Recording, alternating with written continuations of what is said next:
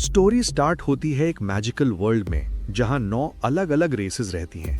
Dragon newts, elves, ओनिस्ट्स, dwarves, demons, dark elves, centaurs, beast folk और humans. इन्हीं humans में से एक यंग एडवेंचरर पैदा होता है जिसका नाम है लाइट। अपनी फैमिली को बेहतर जिंदगी देने के लिए लाइट अपने होम टाउन को अलविदा कहता है और निकल पड़ता है पैसा और पावर कमाने के लिए।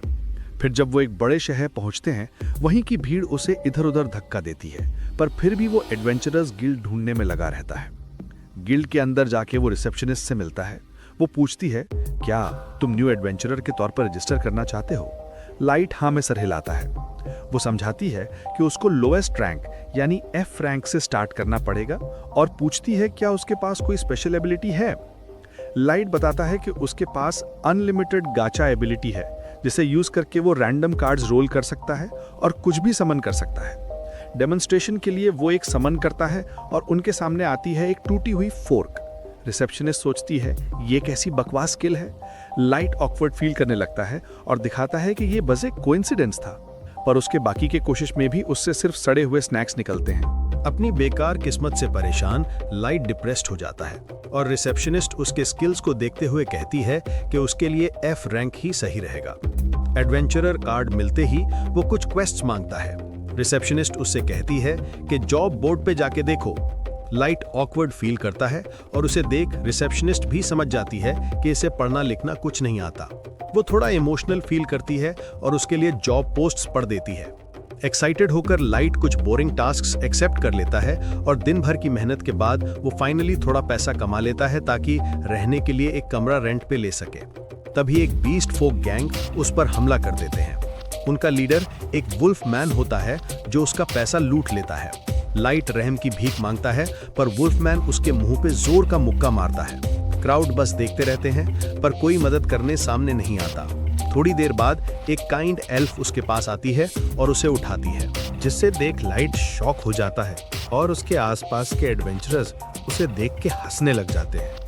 एल्फ उसे हक करती है ताकि वो काम हो जाए। दूसरे लोग उसे मॉक करते हैं, पर फिर भी वो परवाह नहीं करती।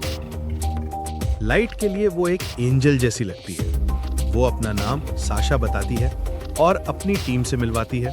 गारू, शियोन, ड्रागो, ओबोरो, डियाब्लो, नानो, सियोन और सैंटोर। ये लोग कॉन्कर्ड ऑफ द ट्राइब्स नाम के ग्रुप के मेंबर होते हैं, जहां हर एक रेस के लोग होते हैं। अब बस उन्हें एक ह्यूमन चाहिए रहता है ताकि उनका टीम पूरा हो सके, और उन्हें उस पोजीशन के लिए लाइट परफेक्ट फिट लगता है। गारू उसे ज्वाइन करने के लिए हाथ बढ़ाता है और इन सबको देख हमारा हीरो लाइट इमोशनल फील करने लग जाता है एंड फाइनली एक्सेप्ट कर लेता है। फिर दूसरे दिन हम देखते हैं वो ग्रुप एक केव डंजन द अबिस एक्सप्लोर करने निकलते हैं और अंदर एक बड़ा सा वर्म मॉन्स्टर हमारे लाइट पे अटैक कर देता है। गारू उसे इजीली काट देता है। उसी वक्त दूसरा वर्म भी पीछे से आ जाते हैं, पर साशा अपने बो से उन्हें भी क्लियर कर देती है। वो लाइट को डांटती है, तुम कितने केयरलेस हो, ये दुनिया के सबसे डेंजरस डंजन्स में से एक है, यहाँ फुली अलर्ट रहना पड़ता है। डांटते डांटते वो उसके जख्मों को हील करने लगती है। ग्रुप उसका मजाक उड़ाता है, कहती है साशा माँ जैसी बन गई है लाइट के लिए। साशा लाल पड़ जाती है और डिनाई करती है कि ऐसा कुछ नहीं है। ड्रैगो लाइट को चीयर अप करता है, तुम तो हमारे लिए बेस्ट चाय बनाते हो। लाइट थोड़ा खुश होता है और सब डंजन के अंदर और आगे बढ़ते हैं। कुछ देर बाद ग्रुप रुक जाता है।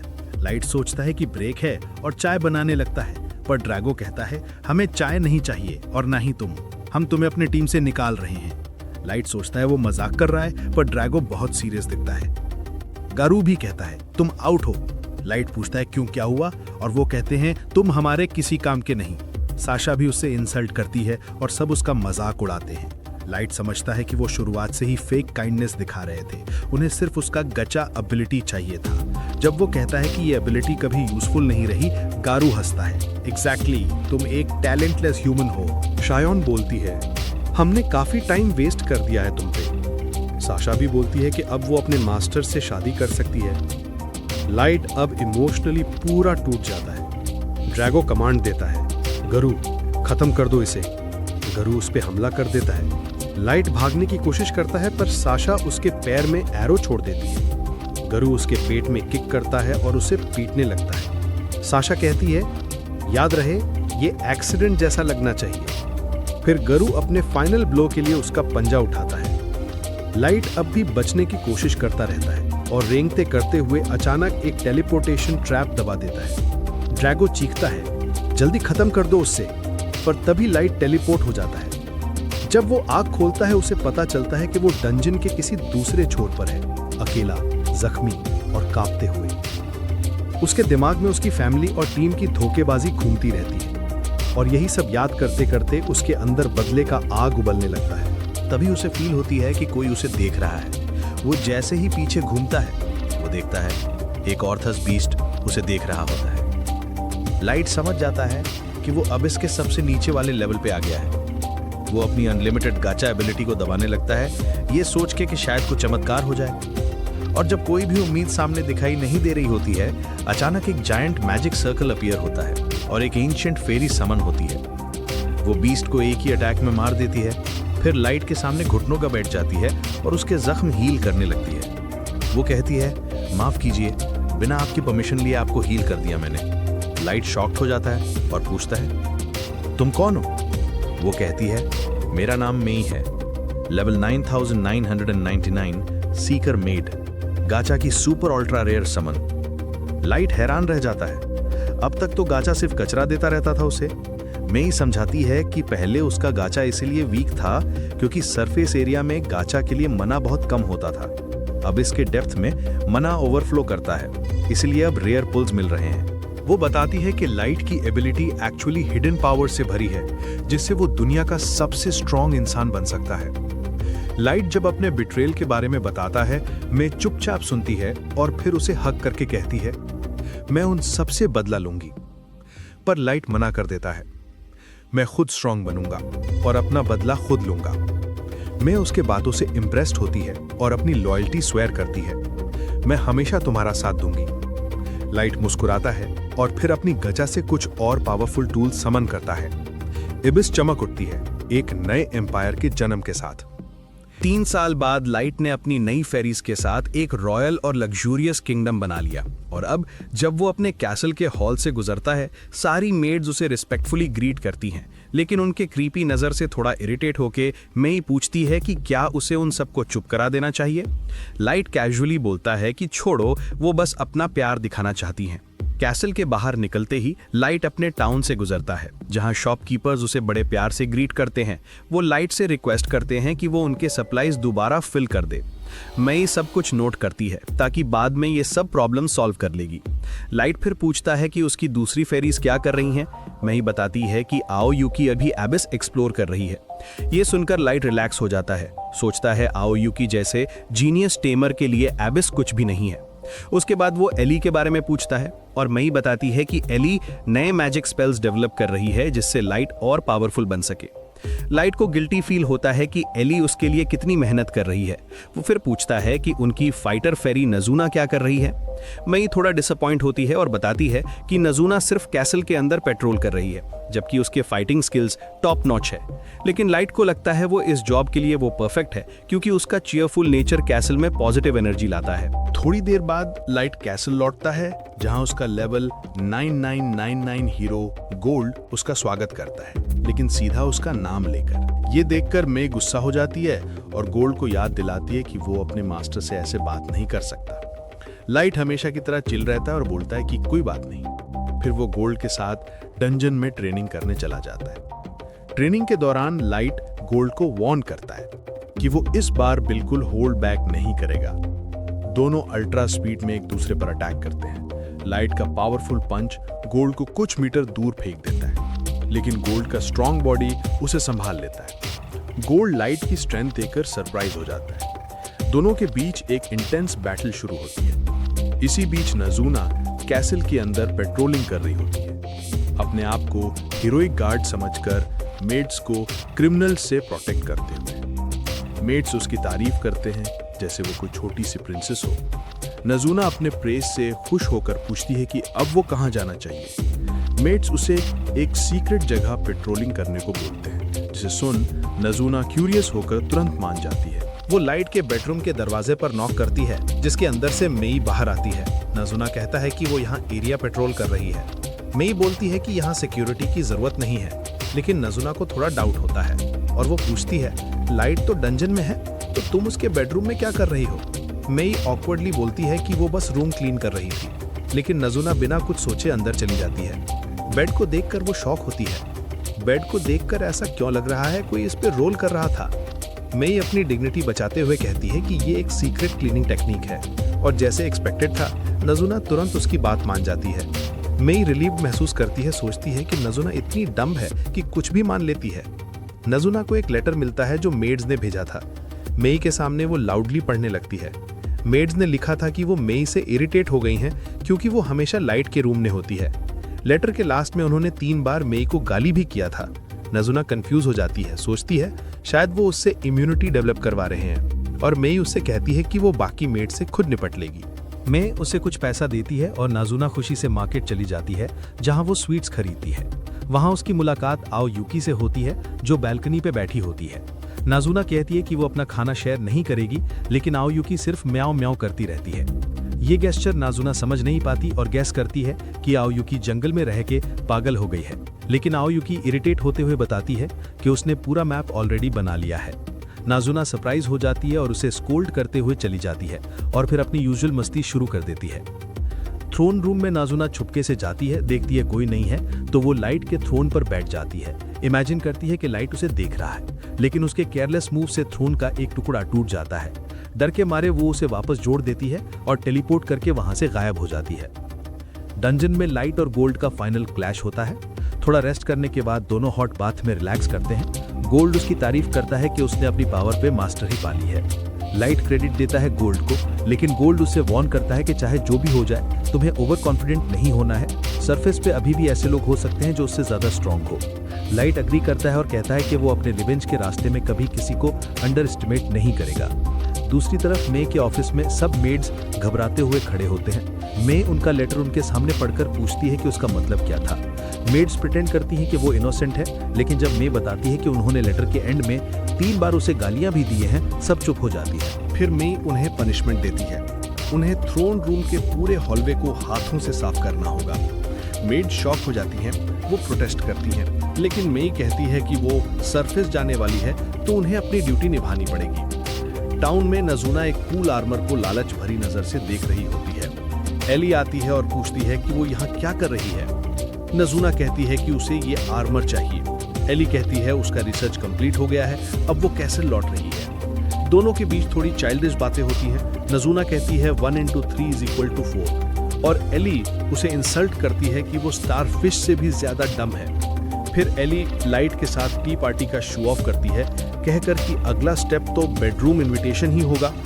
नजुना ज्वेलस हो जाती हैं और सोचती हैं कि वो भी अपने मास्टर के साथ टी पिएंगी। वापस मेड्स रूम में सब मेई के पनिशमेंट से परेशान हैं। एक मेड कहती है कि मेई को पॉइजन कर देते हैं, लेकिन दूसरी याद दिलाती है कि मेई पॉइजन से इम्यून है। फ्रस्ट्रेटेड मेड्स मेई और लाइट के बारे में गॉसिप करने लगती हैं। सोचते हैं कि जब लाइट ने मेई को समन किया था और 3 महीने तक सिर्फ उसके साथ थी, तो शायद कुछ वियर्ड हुआ होगा उनके बीच। ये सोचकर सब मेड्स रियली जेलस हो जाते हैं और मेई को दोबारा कर्स करने लग जाते हैं। तभी मेई उनके रूम में आ जाती है, जिसे देख सब शॉक हो जाते हैं। मेई कहती है, मैं जा रही थी लेकिन सुना तुम लोग मेरे लिए प्रेयर्स कर रहे हो। मेड्स डरे हुए अपनी लॉयल्टी स्वेयर करती है, लेकिन मेई उनका पूरा कर्स लाउडली रिपीट कर देती है। फाइनली एक मेड कन्फेस करती है कि वो सिर्फ जेलस हो गए थे। मेई कामली एक्सप्लेन करती है कि उसने लाइट के साथ उन 3 महीनों में लाइट को सिर्फ ट्रेनिंग और एजुकेशन दी थी, लेकिन उनका एटीट्यूड देखकर मेई उनका पनिशमेंट और बढ़ा कर देती है। अब उन्हें थ्रोन रूम भी क्लीन करना पड़ेगा। मेड्स बेचैन हो जाती हैं, लेकिन कुछ नहीं कर सकती। जैसे ही वो क्लीनिंग स्टार्ट करती हैं, एक मेड एक्सीडेंटली उस जगह को टच करती है जहां नाजुना ने थ्रोन तोड़ा था, और वो टुकड़ा गिर जाता है। सब शॉक में जम जाती हैं। इस बीच नाजुना पीसफुली अपने बेड पर सोती है, बिल्कुल अनअवेयर कि उसने सारी मेड्स को अल्टीमेट पनिशमेंट के रास्ते पे डाल दिया है। वो थोड़ा उदास होती है, सोचती है लाइट उससे सरफेस पर रिवेंज मिशन पे क्यों नहीं भेजता। वो आराम से सबका सफाया अकेले ही कर सकती है। नेक्स्ट मॉर्निंग लाइट डंजन के लिए निकलता है और एंट्रेंस पर नाजुना और एली को आर्ग्यू करते हुए देखता है। नाजुना एक्साइटेड होकर सोचती है कि उसकी रात वाली विश पूरी हो जाएगी। आयोकी लाइट के पास आती है और वो उसे कैट की तरह पेट करता है। बाकी सब उससे देख जेलस फील करने लगते हैं। एली लाइट को अपने बेडरूम पे इनवाइट करती है, लेकिन वो इग्नोर करके कहता है कि उसे डंजन में एक ज़रूरी काम से जाना है। तभी एक हेलहाउंड बीस्ट सामने आ जाता है। लाइट थोड़ा स्ट्रेस में आ जाता है क्योंकि उसे उसका पहला ट्रॉमा याद आ जाता है। उसी वक्त सब फेरीज तुरंत रेडी हो जाती हैं फाइट के लिए। नाजुना गुस्सा होकर कहती है, मैं इसे सॉसेजेस बना दूंगी।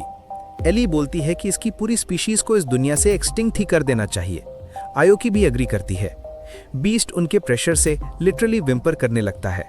लाइट उन्हें काम करता है और आगे जाके बीस्ट को पेट करने लगता है और कहता है सब ठीक है। फिर उसे मे की रिपोर्ट याद आती है। उनका पहला टारगेट रेडी है। सब एक्साइटेड हो जाते हैं। लाइट डंजन के रास्ते निकल पड़ता है अपने रिवेंज के पहले चैप्टर के लिए, उन 8 रूथलेस कॉन्कर्ड के खिलाफ जिन्होंने उसे धोखा दिया था। इसी के साथ कहानी आगे बढ़ती है। हम देखते हैं गेरू के होम टाउन में सब लोग उसकी चमचागिरी कर रहे होते हैं, सिर्फ उसका ट्रस्ट जीतने के लिए। अपने आप को किंग समझने वाला गेरू अपने शहर में एटीट्यूड से घूम रहा होता है। तभी एक गरीब इंसान कचरे में से कुछ ढूंढते हुए देखता है और तभी गेरू मजा लेने के लिए उसे लात मार देता है। बाद में एक टैवर्न के अंदर गेरू अपने चमचों के साथ जम के खाना खा रहा होता है, जहां सब उसकी तारीफ कर रहे होते हैं कि कैसे उसने वुल्फ ट्राइब का स्टेटस ऊंचा कर दिया है, जबकि वो खुद एक अनर्थ था। गेरू फख्र से बोलता है कि उसकी शार्प बीस्टमैन इंस्टिंक्ट्स ने उसे यहां तक पहुंचाया है। उसके आदमी भी हाँ में हाँ मिलाते हैं कि गेरू का सेंस काफी तगड़ा है, स्पेशली जब बात हो हाई पेइंग मिशंस ढूंढने की। लेकिन जैसे ही उनमें से एक बंदा पूछता है, बॉस उस लाइट मिशन का क्या हुआ जो 3 साल पहले हुआ था, गेरू का स्माइल जम जाता है। वो चिल टोन में कहता है, वो फेडरेशन का सीक्रेट जॉब था, मैं डिटेल्स नहीं बता सकता। उसके दिमाग में फ्लैशबैक चलना शुरू हो जाता है। वो सोचता है कि लाइट तो उस दिन अबिस में मर गया था, लेकिन जब उसे याद आता है कि सब नेशंस अब माइस्ट्रोस को ढूंढ रहे हैं, एक ठंडी सी झनकार उसके पूंछ तक पहुंच जाती है। ये शब्द ही खतरनाक लगता है। तभी एक काम फीमेल वॉइस उसके पीछे से बोलती है, एक्सक्यूज मी, क्या आप गेरू हैं वुल्फ ट्राइब के? हमें पता चलता है कि यह मे की वॉइस है। गेरू के आदमी उसके अगेंस्ट बोलने लगते हैं, लेकिन गेरू उन्हें चुप करा देता है। मे खुद को लाइट की पहली मेड बताती है। लाइट का नाम सुनकर गेरू चौंक जाता है। मे कहती है कि लाइट एक नोबल था और उसका परिवार उसे ढूंढ रहा है। गेरू हंस पड़ता है। उसे तो याद है लाइट एक कमजोर बेकार आदमी था, लेकिन जैसे ही मे एक सूटकेस खोलती है जिसमें सोना ही सोना होता है, गेरू का लालच उसके शक से ज्यादा हो जाता है। वो ड्रामा करता है लाइट के लिए दुख जताने का और मिशन एक्सेप्ट कर लेता है। 1 महीने बाद वो दोनों एबिस के किनारे पहुंचते हैं। मे थकी हुई लगती है और गेरू उसके तरफ घूरता है, रेडी टू बिट्रे हर। जैसे ही वो लाइट के ग्रेव तक पहुंचती है, केव के अंदर वो अपने आदमी को सिग्नल देता है एग्जिट ब्लॉक करने के लिए। मे घुटनों पे बैठकर दिखावा करती है जैसे दुखी हो, लेकिन उसी वक्त उसकी वॉइस की टोन कोल्ड हो जाती है और वो कहती है, तू ही वो कमीना है जिसने मेरे मास्टर को धोखा दिया। माहौल अचानक से चेंज हो जाता है। गेरू के रोम रोम से दर्द टपकता है। तभी एक इंसान हुडेड पहने हुए सामने आता है। वो और कोई नहीं, हमारा लाइट होता है। केव में सब चुप हो जाते हैं। गेरू आंखें फाड़ कर देखने लगता है। वो आदमी जिसे वो समझ रहा था कि मर चुका है, एक्चुअली मैं जिंदा है। उसके चमचे लाइट का मजाक उड़ाते हैं, पर लाइट सिर्फ मुस्कुराता है। वो कहता है, तुम्हें पूछना चाहिए मैं एबिस में अब तक कैसे बचा। लेकिन वुल्व्स सब इग्नोर करते हुए अटैक कर देते हैं और अगले सेकंड ही हम देखते हैं कुछ हथेलियां हवा में उड़ रहे होते हैं। मे ने सबको घास की तरह काट दिया होता है और वो कहती है, जो भी मेरे मास्टर को थ्रेट करेगा वो कुत्तों की मौत मारेगा। सबकी हवा टाइट हो जाती है। गेरू अपनी पूरी पावर अनलीश करता है और एक मॉन्स्ट्रस लेवल 500 फेनरिर बुलाता है। केव का जमीन हिल जाता है उसकी दहाड़ से, बट हमारा लाइट हिलता भी नहीं अपने जगह से। एक लेजर बीम आती है, डस्ट क्लियर होती है, बट हमारा लाइट बिल्कुल सेफ। फिर लाइट एक चुटकी मारता है और अपना बीस्ट समन करता है, लेवल 9000 फेनरिर एम्परर। सिर्फ उसकी सांस से ही गेरू का फेनरिर जमकर टुकड़ों में बिखर जाते हैं, गेरू का ईगो के साथ। डर के मारे गेरू घुटनों पे गिर पड़ता है। लाइट अपना लेवल दिखाता है, 999। वोल्व्स एक दूसरे को देखते हैं, इम्पॉसिबल, कोई ह्यूमन ऐसा कैसे हो सकता है। गेरू रहम की भीख मांगता है, बोलता है कि उसने सिर्फ फेडरेशन के ऑर्डर्स फॉलो किया था। लाइट पूछता है माइस्ट्रोस के बारे में, लेकिन गेरू कुछ नहीं जानता। उसके आदमी झूठ बोलने लगते हैं, मैं उन्हें 1 सेकंड में चुप करा देती है। लाइट शांत वॉइस में कहता है, बाकी जवाब मेरे बेस पे देना। एक फ्लैश होता है और सब गायब हो जाते हैं। गेरू आंखें खोलता है, अपने आप को एक मैसिव थ्रोन हॉल में पाता है। वहां मॉन्स्ट्रस बीइंग्स खड़े होते हैं, हर एक की पावर उसके समझ से परे। इवन सबसे कमजोर सोल्जर भी उससे ज्यादा स्ट्रॉन्ग दिखाई दे रहे होते हैं। मैं और बाकी elite mats sub level 9099। Light सीढ़ियां चढ़ते हुए अपने थ्रोन पर बैठता है और कहता है, बताओ गेरू, क्या ये फोर्सेस सरफेस कॉन्कर करने के लिए काफी हैं? गेरू चुप हो जाता है, उसके आंसू गिरते हैं और उसका डर उसके जवाब से पहले बोल देता है। लाइट कहता है, अच्छा, तुम्हारा ये डर ही तुम्हारी सजा है। हवा भारी हो जाती है। गेरू धीरे से बोलता है, तुम भगवान बनने की कोशिश कर रहे हो। लाइट अपना स्टाफ पकड़ता है, उसकी आंखों में शांति और ताकत दोनों दिख रहे होते हैं। जो भी सच जानने के लिए जरूरी हो, मैं वो बनूंगा। पीछे गचा का मैजिक सर्कल घूमता है, डिवाइन फायर की तरह चमकते हुए। ये दुनिया अब जज होगी और फैसला मैं करूंगा कि ये रहने लायक है या नहीं। उसकी आर्मी एक साथ गरज उठती है। 9 रेसेस के खिलाफ बदले का युद्ध शुरू हो चुका है। 3 साल बाद लाइट पहली बार सरफेस पर लौटता है और उसका पहला स्टॉप उसका होम टाउन। लेकिन जो नजारा उसके सामने आता है वो देखकर उसका दिल थम जाता है। जिस गांव को वो कभी अपना घर कहता था, अब वो जलकर राख हो चुका है। हर जगह जले हुए मकान, ध्वस्त शरीर और मौत की बदबू हवा में घुली हुई। अपने गांव की हालत देख लाइट घुटनों के बल गिर जाता है। उसका घर, परिवार सब खत्म, बस दर्दनाक सन्नाटा। फिर भी उसके दिल में एक छोटी सी उम्मीद जिंदा रहती है। उसके गांव के लाशों के बीच उसके परिवार वालों का कोई निशान नहीं मिलता। शायद वो जिंदा हों। वही उम्मीद उसे सांस लेने देती है। लाइट एक छोटी सी खबर बनाता है, प्रार्थना करता है। उसके पीछे से गोल्ड, उसका गोल्डन नाइट, कहता है, हो गया रोना धोना, तो आगे बढ़ें।